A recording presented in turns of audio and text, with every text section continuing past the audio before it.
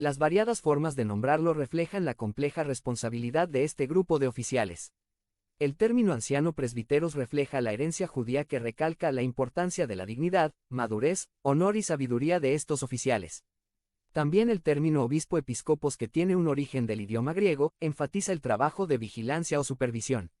El título pastor poimen hace referencia a la dirección, protección y cuidado del rebaño del Señor. Como iglesia presbiteriana nos caracterizamos por tener ancianos, de hecho, tomamos nuestro nombre denominacional de la raíz de la palabra griega presbiteros, que significa anciano. Somos presbiterianos porque la iglesia es cuidada y guiada por una pluralidad de ancianos o presbíteros. Normalmente, en nuestra denominación solemos nombrar pastores a las personas como un servidor, que fue a un seminario, ha sido ordenado como ministro de la palabra y sacramento por un presbiterio y ha sido instalado en una iglesia. 3041. Local para servir por periodos de 5 años recibiendo nuestro sostén económico por parte de la iglesia. Pero la realidad de las cosas es que el oficio que un servidor desempeña no debe verse en esencia como algo completamente distinto al oficio que desempeñan los hermanos a quienes llamamos ancianos de iglesia, que normalmente son hermanos laicos que sin remuneración económica sirven y dan de su tiempo para ministrar a la iglesia local.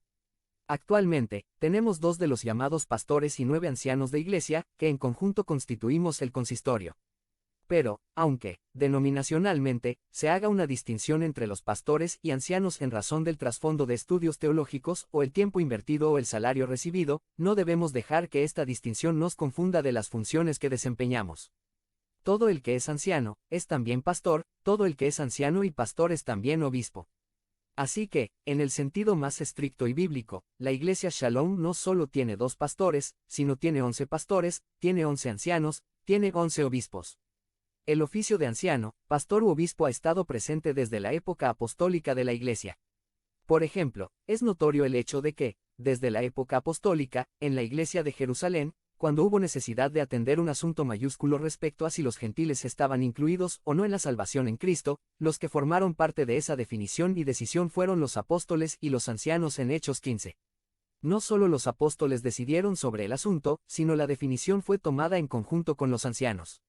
De hecho, fue un anciano quien dio un análisis y propuesta que puso fin a la discusión. Es decir, el oficio de anciano, pastor y obispo, ha estado en la iglesia desde sus amaneceres. También es importante subrayar que Hechos 14, 21 a 23 muestra cómo una de las primeras cosas que hacía el apóstol Pablo en la plantación de nuevas iglesias era establecer esta estructura básica de una pluralidad de ancianos, de pastores, de obispos que cuidaran y guiaran a la iglesia. Volvieron a Listra, a Iconio y Antioquía, confirmando los ánimos de los discípulos, exhortándoles a que permaneciesen en la fe, y diciéndoles: es necesario que a través de muchas tribulaciones entremos en el reino de Dios. Y constituyeron ancianos en cada iglesia, y habiendo orado con ayunos, los encomendaron al Señor en quien habían creído. El paso de establecer ancianos era fundamental para la iglesia fuera cuidada, guiada, protegida ante todas las tribulaciones que recibiría por causa del Evangelio. Esto no solo fue cierto al inicio de la iglesia en la época apostólica, sino sigue siendo cierto para nosotros en la iglesia del siglo XXI. Cada iglesia local necesita esa pluralidad de ancianos, obispos, pastores que cuiden, guíen, protejan. 3042. Enseñen al rebaño del Señor. Como iglesia presbiteriana, nos queda claro que un solo pastor, anciano u obispo es incapaz de guiar y cuidar a la iglesia, por eso, siguiendo el modelo del Nuevo Testamento, tenemos una pluralidad de estos pastores, ancianos u obispos para que, de manera colegiada o grupal, cuiden, enseñen, protejan y guíen a las ovejas del Señor.